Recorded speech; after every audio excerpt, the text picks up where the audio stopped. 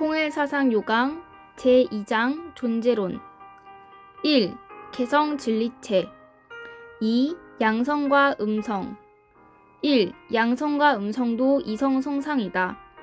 원상론에서 밝힌 바와 같이 양성과 음성도 하나님의 이성 성상이다. 동시에 성상과 형상이 속성이기도 하다. 즉 성상에도 양성과 음성이 있고 형상에도 양성과 음성이 있다. 먼저 인간의 성상과 형상에 있어서 그 속성으로서의 양성, 음성에 대해서 설명하고자 한다. 인간의 성상은 마음인데 이미 말한 바와 같이 마음에는 지정의의 세 기능이 있다. 이 지정의의 각각의 기능에는 양적인 측면과 음적인 측면이 있다. 이것은 성상에 양성과 음성이 있다는 말이다. 예를 들면 지의 양적인 측면은 명석, 기억, 상기력, 판명, 재치 등이다. 이에 대하여 지의 음적인 측면은 모호, 망각, 기명력, 혼동, 고지식 등이다.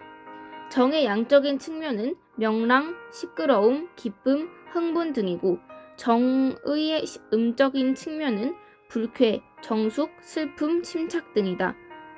의에 있어서는 적극적, 공격적, 창조적, 경솔성 등이 양적인 측면이고 소극적, 포용적, 보수적, 신중성 등은 음적인 측면이다. 형상, 즉 몸, 신체에 있어서는 융기된 부분, 돌출된 부분, 철부, 표면 등이 양적인 면이며 함몰된 부분, 공혈부, 요부, 이면 등이 음적인 면이다. 이상의 내용을 정리하면 그림 2-2와 같다. 동물, 식물, 광물에 있어서도 각각 성상에 양성과 음성이 있고 형상에 양성과 음성이 있다. 동물에는 활발히 행동할 때 양과 그렇지 않을 때 음가 있다. 식물에는 성장할 때 양과 시들 때 음이 있다. 즉 꽃은 필 때 양 그리고 질 때 음이 있으며 줄기는 위로 향하고 양, 뿌리는 땅속을 향한다. 그리고 광물에 있어서는 물리화학적 작용성이 활발하게 진행할 때 양과 그렇지 않을 때 음이 있다. 이것이 각각 성상면에 있어서의 양성과 음성이다. 형상면에도 양성과 음성의 현상이 나타난다.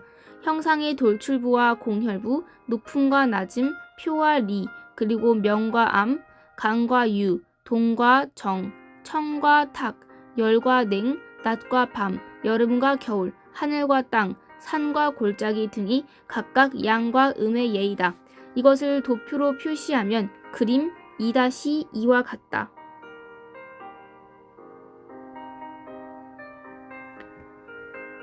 이상으로 개성 진리체인 성상과 형상에서의 양성 및 음성에 대하여 설명하였다.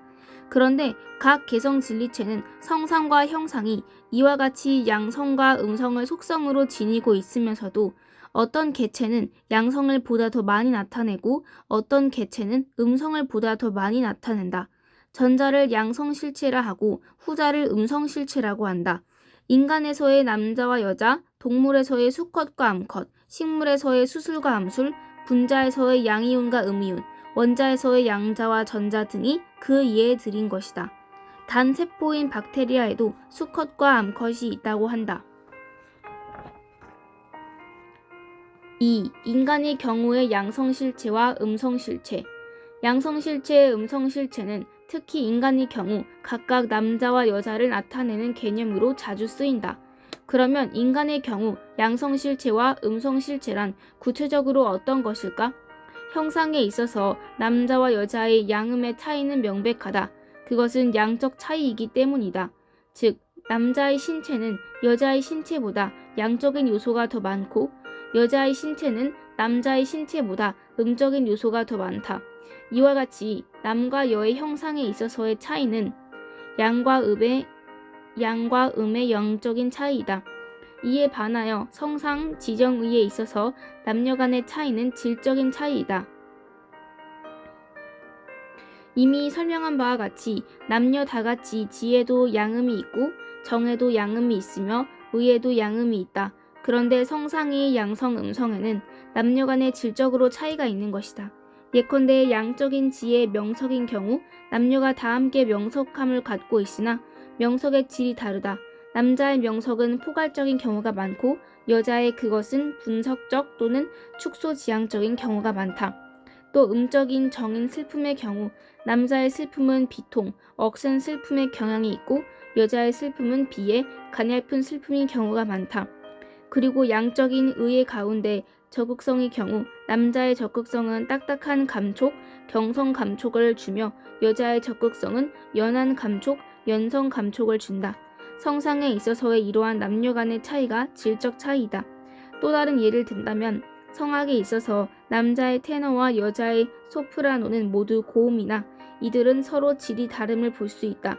또 남자의 베이스와 여자의 알토는 모두 저음이지만 이들도 역시 서로 질이 다르다. 남자와 여자에 있어서 성상의 속성인 양성 음성의 차이도 이와 비슷한 질적인 차이가 있다. 그 때문에 남자에게는 남자다움이 나타나고 여자에게는 여자다움이 나타나는 것이다. 다음은 우주의 창조 과정에 있어서 양음이 어떻게 작용하고 있는가를 살펴보자. 하나님의 창조는 양음의 조화를 활용한 일종의 웅장한 예술작품에 비유할 수 있다. 조화라는 면에서 볼 때 하나님은 천지창조라는 하나의 장대한 교향곡을 연주해 왔다고 볼 수 있다. 하나님은 대폭발로부터 시작하여 은하계를 만들고 태양계를 만들고 지구를 창조하였다. 대폭발은 아직은 가정의 단계이다. 그리고 지구에 있어서 식물, 동물을 만들고 마지막으로 인간을 만들었다. 교향곡의 연주에 있어서 음의 고조, 강약, 장단, 양적인 악기와 음적인 악기의 연주 등 여러 가지 양음이 조화롭게 작용하고 있는 것과 마찬가지로 우주 창조의 과정에 있어서도 무수한 종류의 양음이 조화가 상호작용을 해왔다고 본다. 은하계에는 약 2천억 개의 항성이 있으며 그것들은 소용돌이 모양으로 배열되어 있다. 별의 조밀한 곳이 양이고 성긴 곳이 음이다. 지구에는 육지와 바다가 있는 바, 육지가 양이고 바다가 음이다. 산과 골짜기, 낮과 밤, 아침과 저녁, 여름과 겨울 등도 양음의 조화이다. 이와 같이 수많은 양음의 조화가 얽히고 설키면서 우주가 형성되었고 지구에 형성되었으며 생물이 발생하고 인간이 출현한 것이다. 인간의 활동도 양음의 작용에 의해 행해지고 있다. 부부의 조화에 의하여 가정이 유지된다거나 미술 창작에 있어서 선의 굴곡, 색의 명암, 농담, 양감이 대소 등과 같이 양음의 조화가 필요하다. 이처럼 우주의 창조에 있어서나 인간 사회의 활동에 있어서도 양성과 음성의 조화가 성상 형상을 통하여 나타나고 있다. 이와 같은 양음의 조화적인 작용은 변화나 발전을 위해서 그리고 미를 표현하는 데 있어서 없어서는 안 되는 요소이다. 여기서 하나님이 양성과 음성을 성상 형상의 속성으로 두신 것은 양성 음성을 통하여 조화와 미를 나타내기 위함이다. 라는 결론에 도달하게 된다.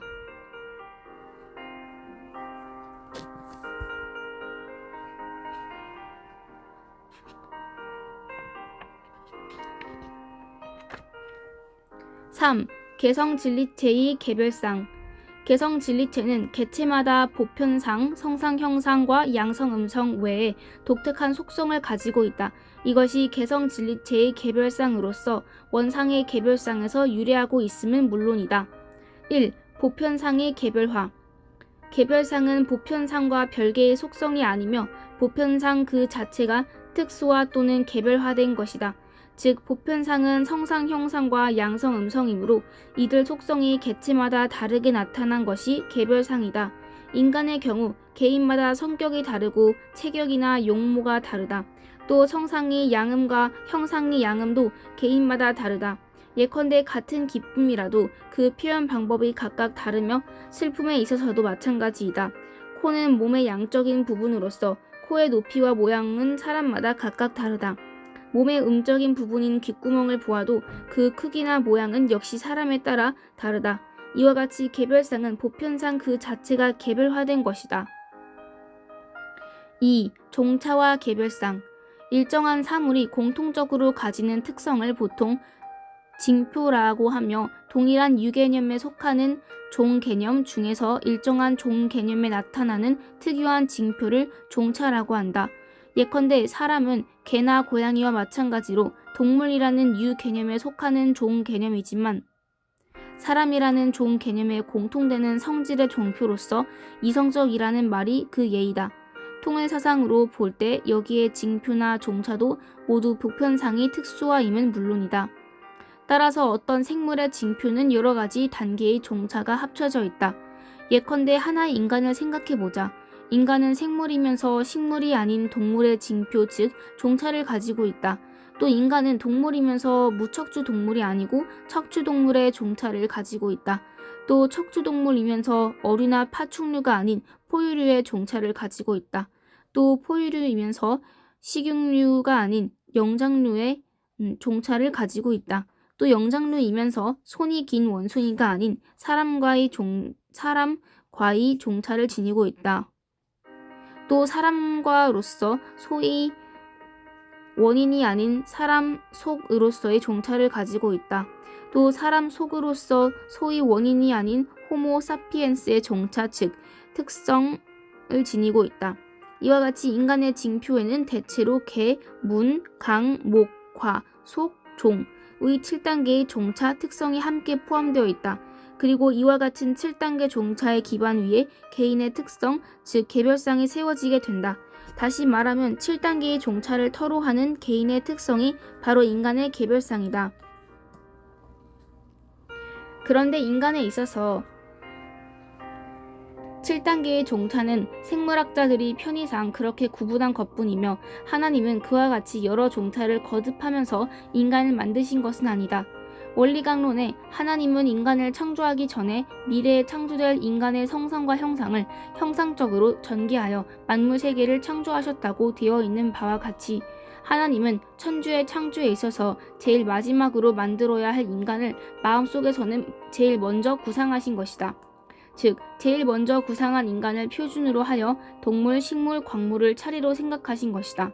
즉 구상된 인간을 표본으로 하여 동물을 생각하고 다음에 식물을 그리고 나중에 광물을 생각하신 것이다. 이와 같이 구상에 있어서는 인간, 동물, 식물, 광물의 순서와 같이 하향식으로 생각하였으나 실제로 피조세계를 만든 순서는 그 반대였다. 즉 광물, 천체, 식물, 동물, 인간의 순서와 같이 상향식으로 만드신 것이다.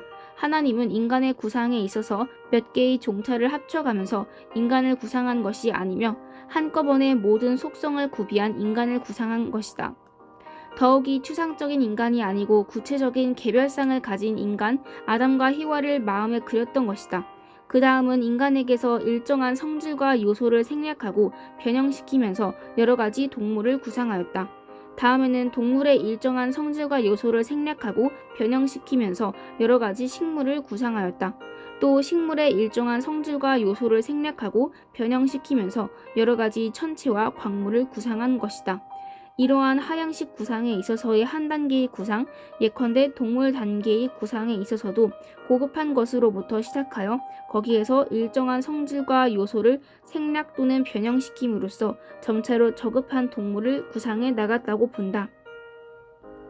따라서 실제의 만물 창조의 결과만을 보면 인간은 여러 단계의 동물의 종차가 겹쳐져 있는 것 같이 보여진다. 여기서 유의해야 할 것은 분자, 원자, 소립자 등 미시 세계에 있어서 개체의 개별상은 그 개체들이 속한 종류의 종차와 동일하다는 것이다. 예컨대 물의 분자는 어떤 분자든지 같은 형태와 화학적 성질을 가지고 있다.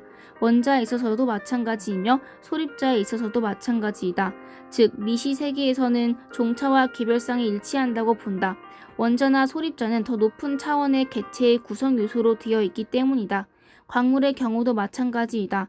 광물로 되어 있는 산화, 하늘의 천체들은 각각 개별상을 갖고 있으나 구성 요소로서의 광물 그 자체는 역시 종차가 그대로 개별상이 되고 있다.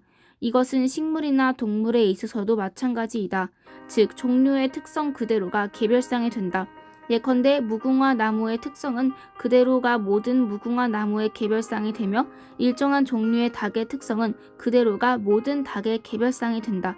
이리하여 인간에 있어서는 개인마다 개별상이 다르지만 인간 이외의 만물들은 종류에 따라서 개별상이 다르게 된다.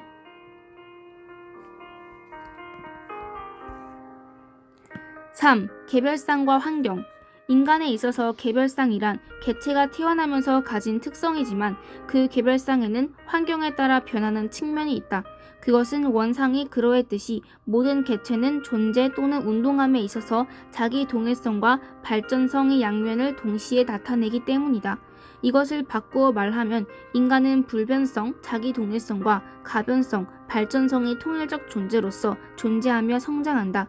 그런데 이 중에서 불변적인 측면이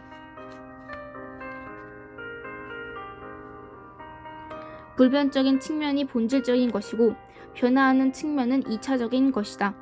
개별상을 유전학적으로 보면 유전 형질에 해당한다고 할 수 있다. 이 개별성이 개체의 성장 과정에 있어서 환경과의 부단한 수수작용을 통하여 부분적으로 변화해 간다.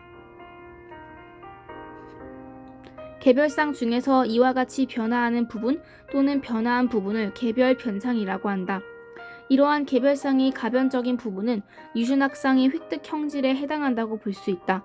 소련이 리센코는 춘화 처리에 의해서 가을 보리를 봄 보리로 변화시키는 실험을 통하여 환경에 의해 생물의 특성이 변화한다고 주장했다. 그리고 불변이 형질이 유전자에 의해 자손에게 전해진다고 하는 멘델 모르간이 유전자설은 형이상학이라고 하여 부정하였다. 생물의 본래적인 불변성을 부정하고 환경에 의해서 변화하는 면만을 강조한 것이다. 리센코의 설은 스탈린에게 인정받은 후 높이 평가되자 그때까지의 멘델 모르간 학파 학자들은 반동으로 몰리어 추방되기까지 했다. 그러나 얼마 후에 리센코 학설의 오류가 외국 학자들의 연구에 의해서 확인되고 멘델 모르간 학설의 정당성이 재차 인정되었다. 결국 리센코의 학설은 유물 변증법을 합리화하기 위한 어용학설이라는 것이 폭로되었던 것이다. 이런 사실로서도 만물은 불변성과 가변성의 통일적 존재임을 확인할 수 있는 것이다. 개별상에 관련하여 환경이 인간을 규정하는가라는 문제가 있다. 공산주의는 인간의 성격은 환경에 의해서 규정된다고 주장하고 있기 때문이다. 예컨대 레닌의 혁명가적 인물로서의 지도 능력은 당시 러시아의 상황에 의한 산물이었다고 한다. 그러나 통일사상에서 볼 때 인간은 어디까지나 환경에 대해서 주체이고 주관주의다. 즉 태어나면서부터 특출한 개성과 능력을 가진 인간이 일정한 환경 조건이 성숙되었을 때 그 환경을 수습하기 위하여 지도자로서 출현한다고 보는 것이다. 따라서 러시아 혁명의 경우 레닌은 본래 특출한 능력의 소유자로서 출생했다가 국내외의 여건이 성숙되었을 때 타고난 능력을 발휘하여 그때의 환경을 수습하면서 러시아를 공산주의 혁명으로 이끌어갔다고 보아야 할 것이다. 이것을 개별상이라는 개념으로 표현한다면 환경은 인간의 개별상에 있어서 가변적인 부분에만 영향을 줄 뿐 개별상 전체가 환경에 의해서 규정되는 것은 아니다.